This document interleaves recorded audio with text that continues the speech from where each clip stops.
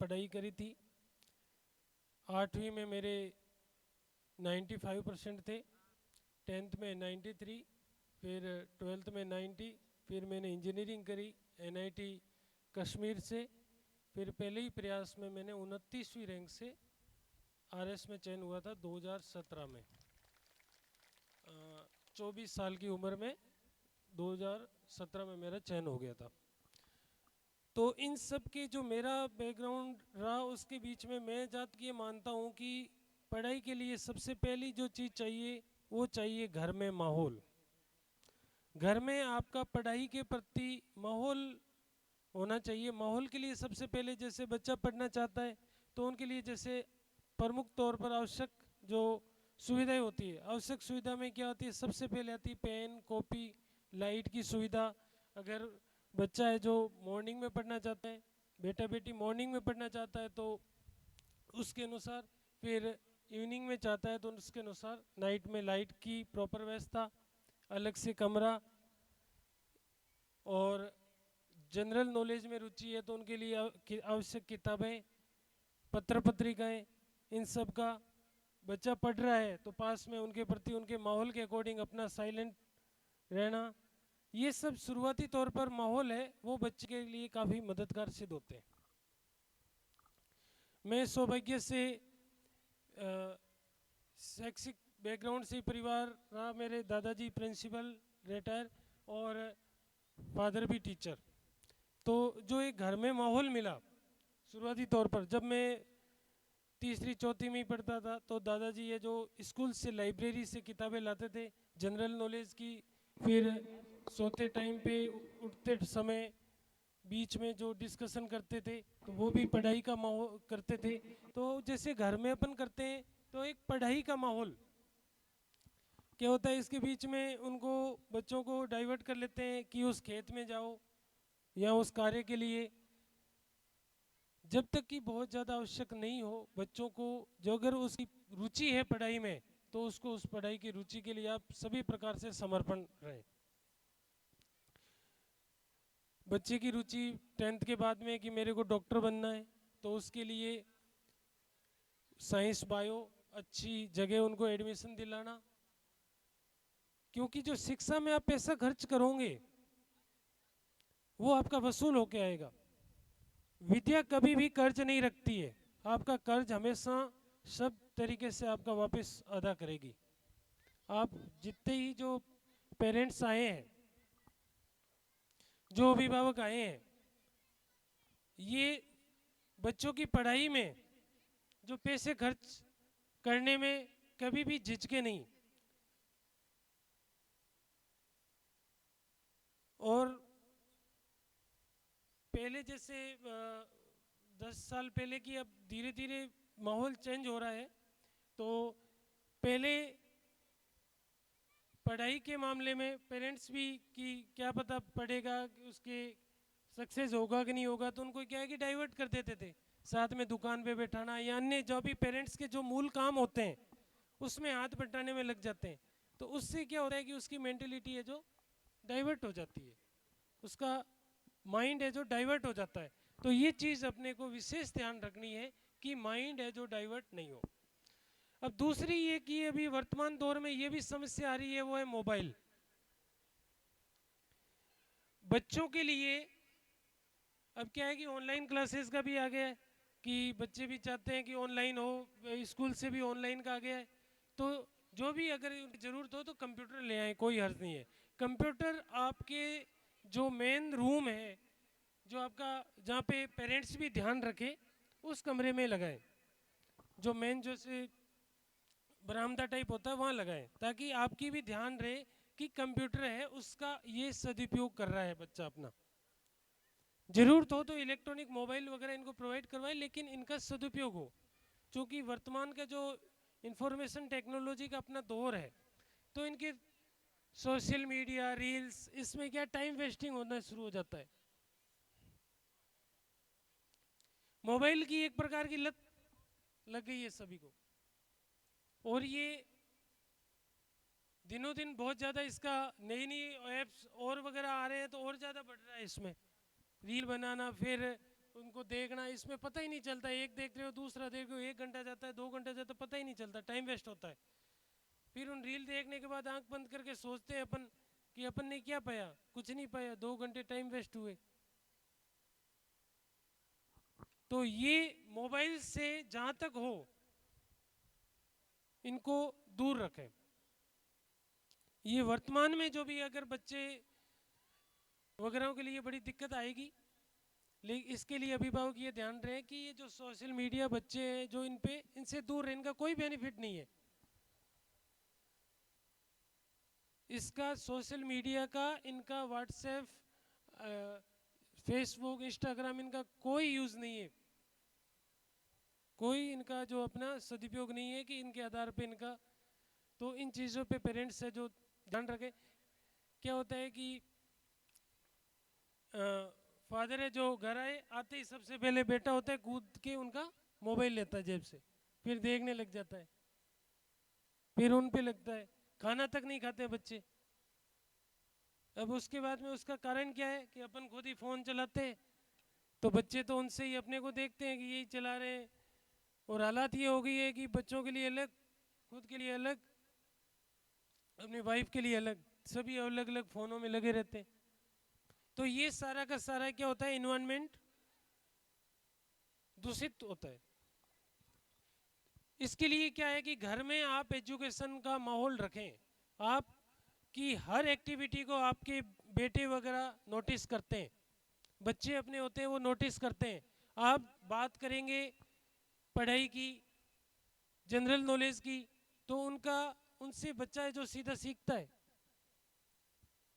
मेरे नाना जी पहले प्रिंसिपल रहे, फिर रिटायर्ड बीडीओ रहे।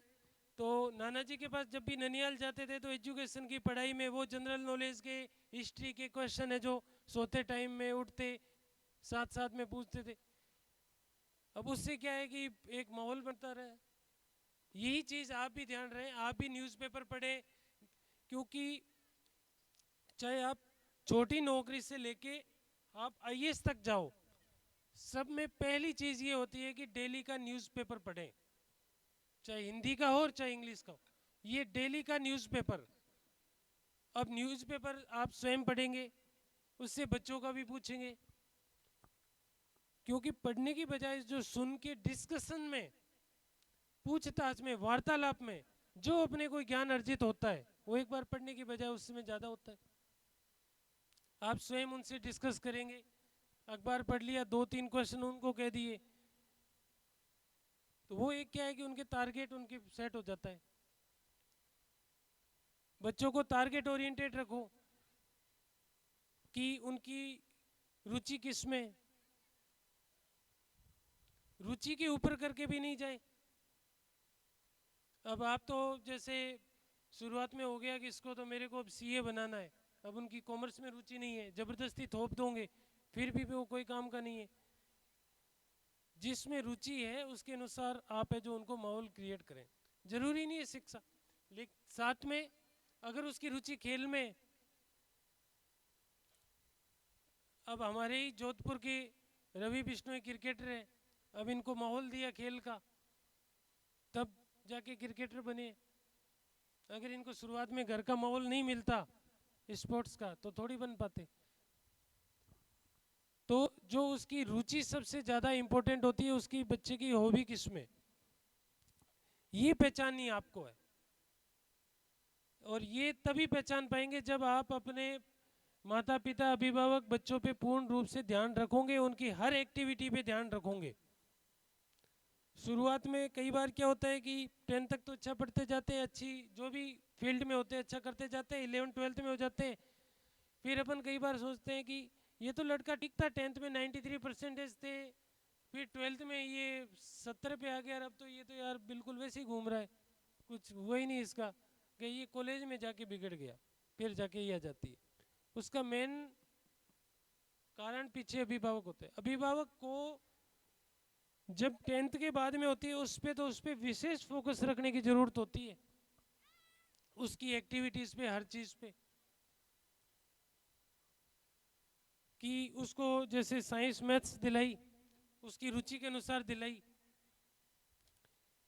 फिर हो सकता है कि अपन ने उनको हायर एजुकेशन के लिए दूसरे पड़ोसी कोई शहर में भेज दिया, कोटा भेज दिया, जोधपुर भेज दिया, वहाँ जाके फ्रेंड सर्किल में उसका माहौल ख़राब हो गया। तो आपको उसका एनवायरनमेंट क्या है, बच्चे का आसपास का उसका एनवायरनमेंट, वो उसकी जो उसका इंटरेस्ट है एजुकेशन में का, उसका फ्रेंडली है या नहीं है। अब जो जैसे मेरा एग्जांपल लेके बताता हूँ मैं, आरएस की हमें प्रिपरेशन के लिए जयपुर गए थे। तो 2016 में जैसे ही मैं कॉलेज पास आउट हुआ था इंजीनियरिंग करके, प्लेसमेंट छोड़ के मैं सीधा आरएस की प्रिपरेशन में आ गया था। तो हम 3-4 जो फ्रेंड सर्किल हमारा था, तो हम जैसे लंच के टाइम पे, डिनर के टाइम पे खाना खाते थे, तो फिर भी हम पढ़ाई का डिस्कशन करते थे। 3-4 थे, एग्ज़ाम दिए, टेस्ट पेपर जो देते थे, अभ्यास पेपर मेंस के, तो उनका भी डिस्कशन करते थे। क्या हुआ, क्या गलती हुई, इस गलती को हम कैसे सुधारें, क्वेश्चन ये गलत हो गया, इसका ये नहीं ये लिखना था, स्पेलिंग पूछ ली। तो ये भी सेम चीज़ इस एग्जांपल से ये है कि आप जब इन बच्चों का जैसे 10th के बाद में हायर एजुकेशन में अलग भेजते हो, तो उनके आसपास में देखना है कि इसका फ्रेंड सर्किल क्या है, इसकी एक्टिविटी क्या है, उन पे पूर्ण रूप से आप नज़र रखोगे, उनको एक पूरा माहौल दोगे वैसे, तो ही उसके बारे में एक प्रकार के अपन उसका जो नींव के बाद में धीरे धीरे बिल्डिंग करके उसका जो बिल्डिंग है जो पूर्ण रूप से बच्चे की तैयार कर सकते हैं। तो मेरा पूर्ण रूप से इसका कहने का सार ये है कि बच्चे की नींव से लेके आखिर तक हर चीज़ पे, हर एक्टिविटीज़ में उसकी रुचि के अनुसार पूर्ण रूप से सपोर्ट है जो प्रदान करना है। मेरा 2016 में 2012 में इंजीनियरिंग के लिए आईआईटी के एग्ज़ाम के थ्रू एनआईटी श्रीनगर मिली थी। तो रिटायरमेंट के बाद भी मेरे दादाजी वहाँ साथ में मेरे का एडमिशन कराने चले थे 65 ईयर में। तो वहाँ कॉलेज में ही कईयों ने सरप्राइज़ किया था कि एडमिशन कराने के इनके दादाजी आए हैं। उनकी भी रुचि कि पोता के लिए जाना है एडमिशन के लिए। नवोदय के एग्ज़ाम के लिए उनका 5th क्लास का नवोदय का था, तो उन्होंने मेरे को 3rd से तैयारी शुरू करवाई। ये सवाल सही किया तो मैं तुम्हें बिस्किट दूंगा, 10 रुपये दूंगा, इस प्रकार के ऐसे छोटे छोटे से। ये एग्ज़ाम के लिए प्रतिभा खोज एग्ज़ाम के लिए मुझे जयपुर ले जाना। तो ये एक प्रकार का ये क्या है कि आपको पूर्ण रूप से माहौल है वो आप पे ही डिपेंड है। अब अपना घर वालों का जब एक माहौल वो होता नहीं मिलता मुझे, तो मैं हो सकता है बीच में कहीं और जो रास्ता भटक सकता था।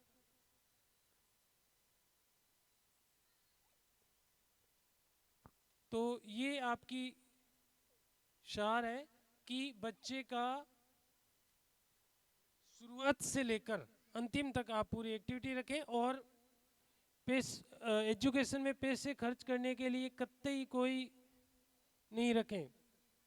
एक वहाँ हमारे संचौर में एक डॉक्टर साहब 6 बार पीएमटी की तैयारी करी थी, 7वें अटेम्प्ट में आया था। उसके फादर ने उसके लिए ज़मीन बेच दी थी। कोटा के लिए प्रिपरेशन फर्स्ट साल में नहीं है, सेकंड साल में नहीं है, क्योंकि कोटा में फ़ीस भी अच्छी खासी होती है। तीसरे साल नहीं आया, फीस उनको देनी पड़ती थी, तो ज़मीन तक बेच दी थी। कईयों ने, पड़ोसियों ने मजाक उड़ाया था कि ज़मीन बेच रहा है, ज़मीन बेच रहा है। बापू पैतृक ज़मीन को मानते हैं कि पैतृक ज़मीन के बेच रहा है, लेकिन वो वापस डॉक्टर बन गया और वो वापस ज़मीन वापस खरीद ली। तो ये चीज़ें इम्पोर्टेंट है कि कोई भी एजुकेशन के मामले में कतई माहौल देने में, उन पे खर्च करने में, जो मांग रहा है कि मेरे लिए ये पत्रिकाएं उसके माहौल के अकॉर्डिंग, सुविधा के अकॉर्डिंग, गर्मी में बच्चा बोल रहा है कि मेरे के कूलर लगाओ, मेरे से पढ़ाई इसमें कंफर्टेबल है, तो वो भी लगाओ। कोई भी किसी भी प्रकार के बच्चे के इन्वायरमेंट देने में कहीं पर भी नहीं पीछे हटे।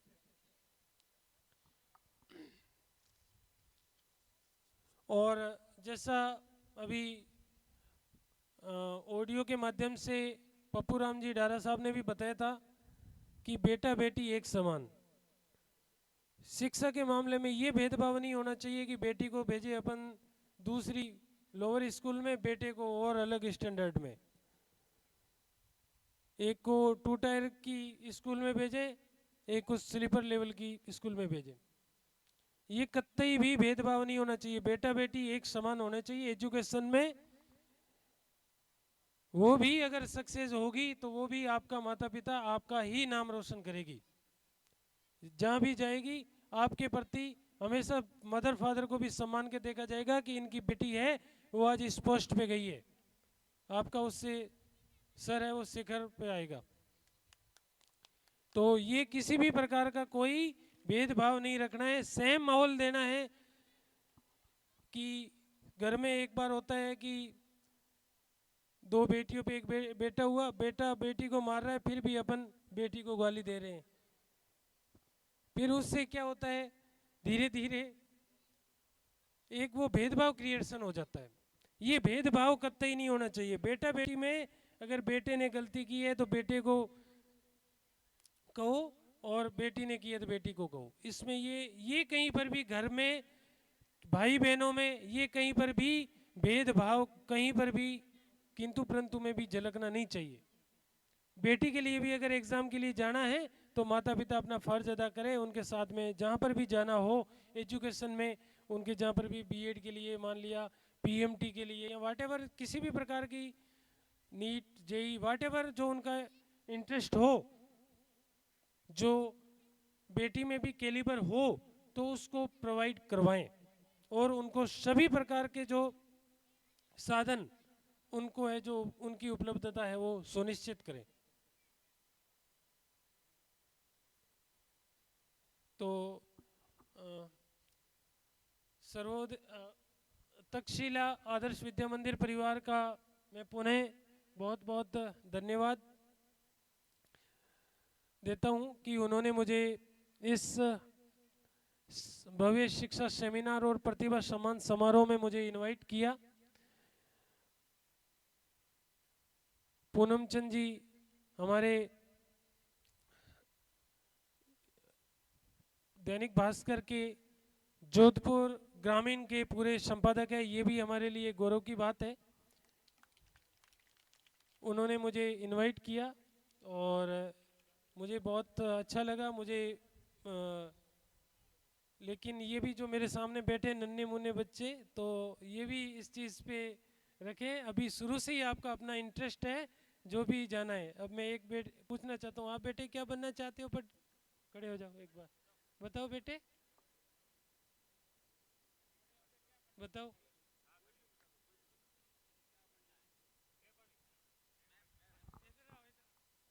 इधर आओ बेटे, इधर आओ, आ जाओ बेटे, एक बार आओ।